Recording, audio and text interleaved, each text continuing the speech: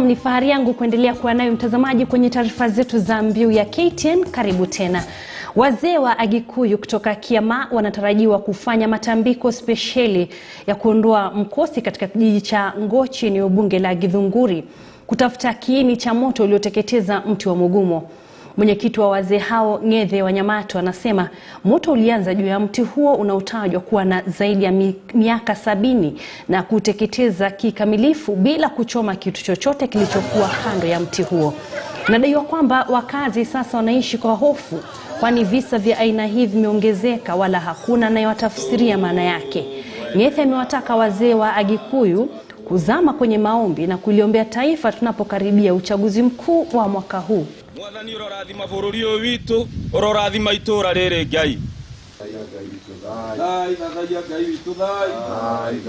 Ilianza juu na kuna mtu ambaye aliakisha, walistukia tu kuona moto na ikaendelea ikiteremka. Mabranchi ya hii miti inaanguka hapa chini wa chini na ianguki upande wala upande.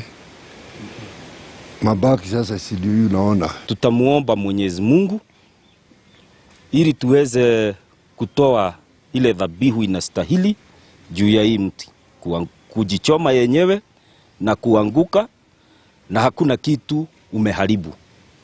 Hata ile boga imepandwa hapa, kila kitu, hakuna kitu kimeharibika. Kwa hivyo hii ni maneno ya Mwenyezi Mungu. Fumbo ile tutafumbua ni ya kwamba tukija hapa tuombe na tutoe sherehe, sababu hiyo sherehe ndio sio sherehe kidogo, sherehe kubwa. Hiyo tutaomba na Mungu atatupatia hisala ni gani. Kama hii mti hakuna mtu anaweza kulifanya iwe kuni. Kwa hivyo tutaikuta tu hapa, tutawaonesha vile watapanga kutoka hapa ikae pahali mpaka iose. Raia wanane wa taifa la Uhabeshi wamefikishwa mahakamani kwa kuwa nchini Kenya bila vibali rasmi. Wanane hao walikamatwa tarehe 28 mwezi Disemba mwaka jana wakiwa safarini kutoka mjini Moyale kuelekea jijini Nairobi. Wote walikubali mashtaka waliosomewa na wakatozwa faini ya shilingi 150 au kifungo cha miezi 9 gerezani.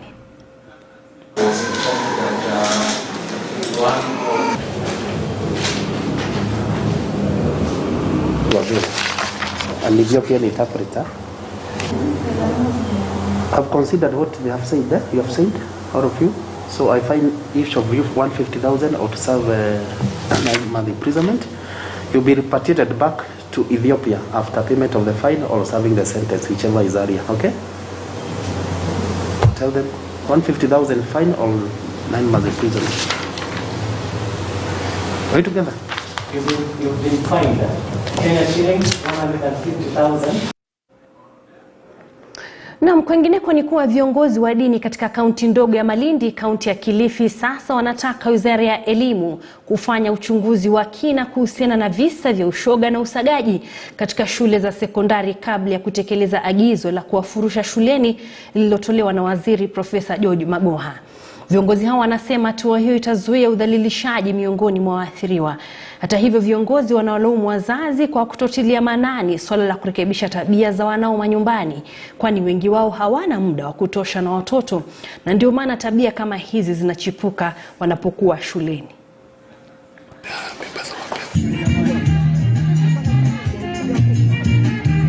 Magoha, wewe shule ni ilianza na makanisa. Kwani unajua historia? Engage the clergy to talk. This is a spiritual thing. Engage the clergy to talk the children. They change their mind. I've seen several of them changing their mind. Wakiwa mashoga, wakiwa wasangi, changing their mind. Ikiwa tutakuwa swala hili ni kwamba wale vijana ambao wameingia katika utundu au mambo mabaya katika jamii watengwe, tuwaona hili si suluhisho. Suluhisho zuri ni kwamba ingekuwa vizuri kwamba vijana kama wale au wasichana kama wale ingekuwa wanapewa ushauri na swaha kujinasua na hali zao vile mambo wanayofanya. Lakini tukuuliza swali ni kwamba kwa nini vijana kama wale wameingia katika utundu kama huu, kwa mfano wanaume kwa wanaume, wanawake kwa wanawake? Hili ni jambo ambalo labda sisi tunaweza kusema upande wa serikali ulizembea. Kama hizo tabia zinaendelea kwa mashule na ni mtu ametoka nazo kwa familia yao, then zinaweza kuathiri hata watoto wengine. Kwa hivyo hiyo idea ya kwamba hao watoto wasiruhusiwe kwa boarding schools, mimi naona ni sawa. Kwa sababu unajua kama watakuwa wanalala kwa madomu, wanachanganya na watoto wengine hapo hiyo siku mzima hiyo, tujui ni nani anaweza shawishika pia kaingia kwa hizo tabia. Mfugaji mmoja kaunti ya Samburu ambaye wakati mmoja alikuwa mwathiriwa wa kiangazi ambapo alipoteza zaidi ya ng'ombe 300, sasa amekuwa kielelezo kwa kubuni mbinu za kukabiliana na kiangazi. Samuel Sarafina Lesangunguri mwenye umri wa miaka 55 kutoka kijiji cha Ngare ni mmiliki wa Ngosira Farm Ranch na ametumia mbinu za kisasa za kilimo na ufugaji kujimarisha kama mkulima. Anatumia maji ya mvua anayovuna wakati wa mvua kunyunyizia maji mashamba na kupanda nyasi inayotumiwa kama lishe ya ng'ombe wake. Sasa anahimiza wafugaji wengine kufuata mbinu zake ili kujiepusha na makali ya kiangazi.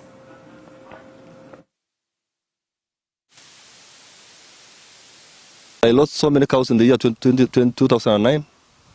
In 2020 again here, this time around, I have seen so many cows within the neighborhood dying. And out of that, a need came in for me to think about how do I save my cattle. Basically, I had to reduce them to a manageable number, that's around 10. And having done that, the only way I can basically manage that is by planting grass. I planted the Mombasa Road grass behind me here that has seen me manage the few numbers that I've always kept.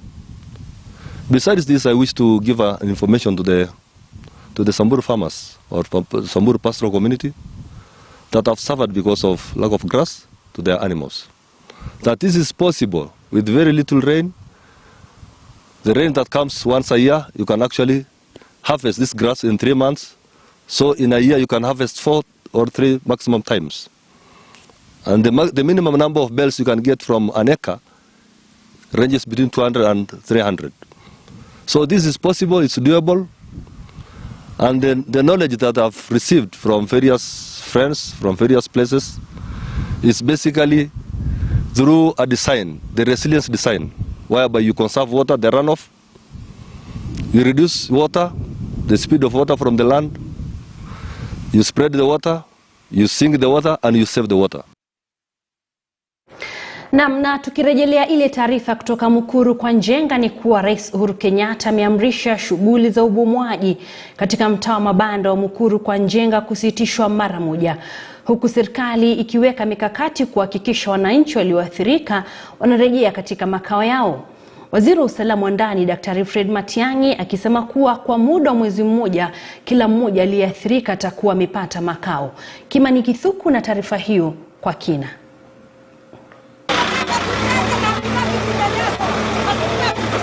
Hatimaye ni afueni kwa wakazi wa mtaa wa mabanda wa Mukuru kwa Njenga.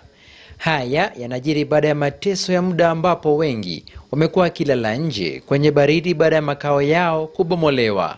Hii leo baadhi ya wazee kutoka eneo hilo wakafanya kikao na waziri wa usalama wa ndani Daktari Fred Matiang'i aliyekuwa ameandamana na waziri wa ardhi Farida Karonei, katibu wa usalama wa ndani Karanja Kibicho na mkurugenzi mkuu wa NMS Mohamed Badi. Cessation of any of those activities going on at Mukuru kwa Njenga. The surveying and everything else is going to be handled by the government alone. We will engage immediately with the landowners because we respect property rights. We will talk with Opit Chemicals. We have already opened up conversations with them, and the government is going to remain engaged with them to see how we find a lasting solution. This is not the first time we are doing that. This is how we sorted out Waitiki in Mombasa. This is how we have sorted out challenges in other parts of the country, where we find their landowners on whose land the members of the public have occupied. So we work with them so that we protect their property rights on the one hand, while on the other also we look at the livelihoods and the settlement of our people. Vile serikali iliwaahidi kuwa itahakikisha kila mmoja aliyeathirika ataweza kupata makao yake tena. The process of documenting the people who live there, documenting their parcels of land, auditing the titles which are there, because as you know, some titles have been issued to some of the residents there. So we want to audit everything so that we appreciate fully what is the scope of the problem, how many people have titles, how many are in the process of acquiring titles, and how many do not have.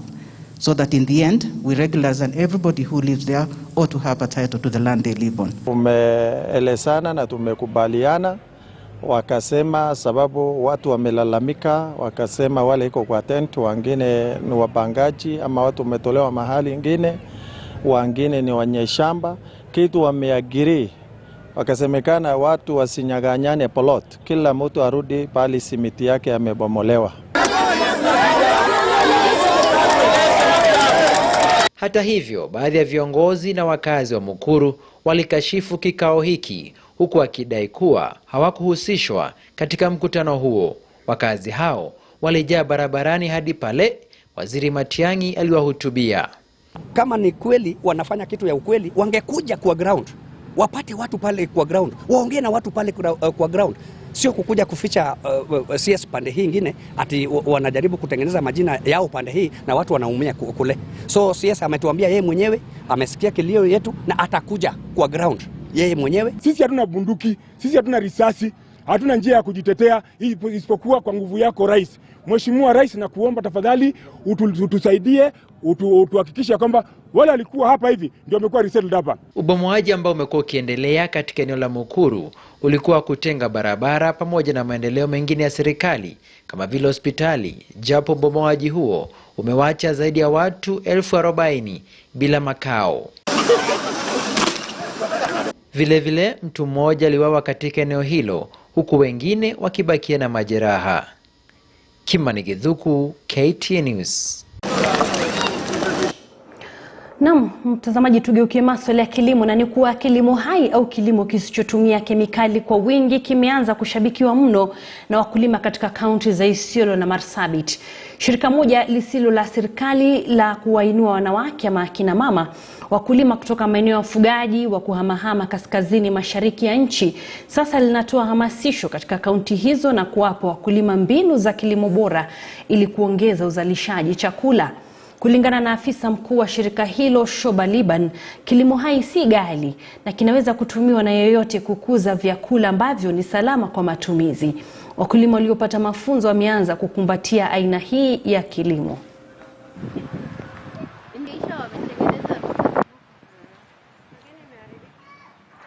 Niko na customer ya Embu, mwenye anatoka Embu anakujia na pickup, na kuna mwenye anatoka Meru afadha.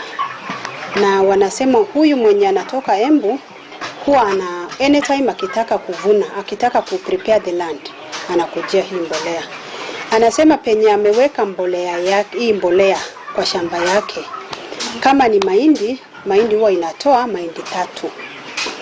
Paka hata jirani wote wameshangaa kwa nini mahindi yake inatoa 3 na ya jirani wanatoa 1 ama 2. Hii kulima tuliweza kupata mafunzo wakati mwingine, na hii tuliambiwa tusiweze kuweka mambo na dawa. Chemical imejaa kwa mwili ya wanadamu kwa saizi. Tuliambiwa turudishe ile mambo yetu ya zamani. Vile wazazi wetu ama manyanya zetu walikuwa wakilima shamba. Walikuwa wakiweka mbolea na wakuwa wanaweka dawa. Dawa kama ni dawa mdudu ikiwasumbua huwa wanaweka jivu. Ile ujumbe nataka kupatia kila mama ama kila baba ama mtu yoyote yule, asiseme lazima awe na shamba kubwa kufanya jambo, kwa sababu kwa hii plot ya Fasadia tumeweza kuona hata kuna mahali ameweka samaki, na hiyo peke yake ni mapato. Nimeona ameweka mbuzi ile ya maziwa, na mboga pia ameweka, fruits ameweka. Naam, na aliyekuwa mbunge wa Westlands Fred Gumu amekosoa matamshi ya naibu rais William Ruto ya kutoheshimu viongozi waliopigania ukombozi wa taifa. Akizungumza mjini Busia, Gumu amesema kuwa ni jambo la aibu kwa naibu rais William Ruto kushambulia viongozi waliojitolea kupigania taifa hili kutoka kwa ukoloni. Gumu ameongeza kuwa viongozi kama vile hayati Mzee Jomo Kenyatta, Daniel Arap Moi, Jaramogi Oginga Odinga pamoja na familia zao wanastahili heshima kufuatia mchango wao kwa taifa. Mugumo pia amewataka wa Kenya kumunga mkono kinara wa ODM Raila Odinga kwenye uchaguzi mkuu ujao. Hii inajiri kufuatia matamshi ya naibu wa rais William Ruto katika ziara yake kaunti ya Busia, ambapo alikemea familia za viongozi waanzilishi wa taifa hili kwa madai ya kuamulia viongozi nchini. Wapigia magoti. Hawa tukawapigia kura, wanataka tuwapigie magoti. Ati wanatupangia watoto wao pia tuwapigie kura na tuwapigie magoti. Hiyo haiwezekani, my friend. Hapana. When you refer from watoto wao, it's like Uhuru Kenyatta, who was the son of Jomo Kenyatta, Raila Amolo Odinga, who is the son of Jaramogi, of course Gideon Moi as the son of Moi, and others. Because if you cannot respect the past leaders, people who fought for this country, people who brought independence, people who made you able even to think of standing as a president of this country, then you have no respect for anybody else. Somebody like this one who has no respect for elders should never be given a chance to lead this country. Because first of all, before you lead or before you lead a country, you must respect the past leaders. You must have respect for the elders. Haya ndizo siasa hizo, mtazamaji. Wakazi wa eneo la Kathera Mbere kaskazini kaunti ya Embu wameungana kujenga barabara ya kilomita 12 inayounganisha eneo la Kanyombora na Ovarire baada ya mvua kuharibu barabara hiyo. Wakazi hao wanalalamika kuwa ikiwa ndio barabara pekee, matatu haziwezi kufika eneo hilo, huku waendesha bodaboda wakichukua fursa hiyo kulipisha nauli ya juu.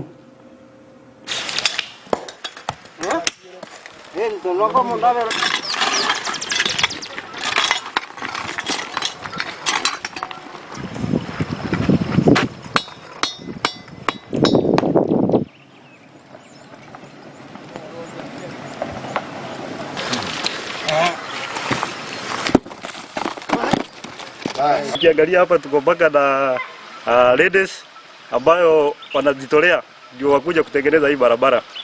Ukihesabu kutoka barabara ya kutoka Kanyombora all the way mpaka Ovarire, ambapo ukitoka Kanyombora ile, hata ukitoka Kanyombora ile fare unalipa, ukipelekwa mahali kama Ovarire unalipa over 400, na hiyo uko kaunti moja, uko eneo moja, lakini bado mpaka kwa ward ni moja, lakini ile fare unalipa ni kama unalipa kwenda Nairobi mahali ya 7 kilometers 14 kilometers, lakini kulingana na ile fare unalipa ni gharama mno, ambayo hata sisi wenyewe tumegaramika zaidi.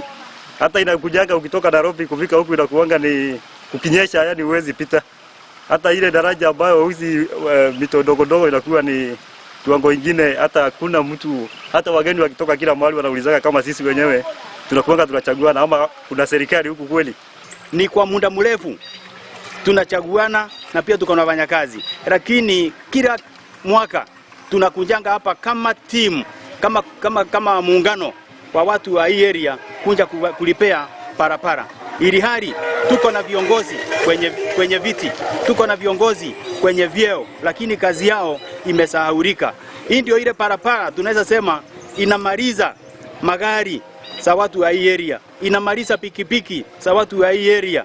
Hii ni kwa sababu tear and wear, yani gari zinaisha sana sababu ya mashimo, mawe, mito na milima ambayo imeachiliwa na viongozi walio mamlakani.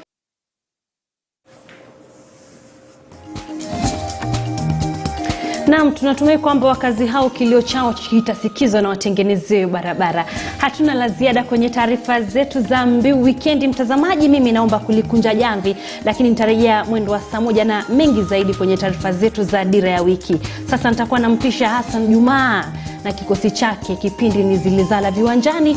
Endelea kutazama KTN News.